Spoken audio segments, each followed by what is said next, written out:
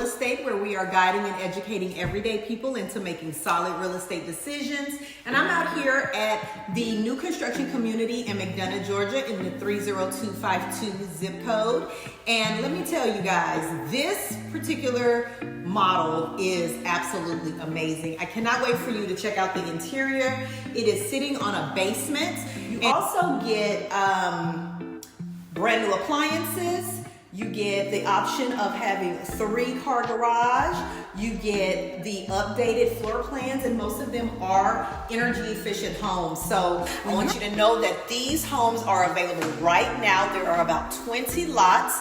Now listen, these lots are all on half acres, right? And there are 9-foot ceilings, and there are basement lots, there are cul-de-sac lots, and there are ranched out homes. So it doesn't matter what you're looking for.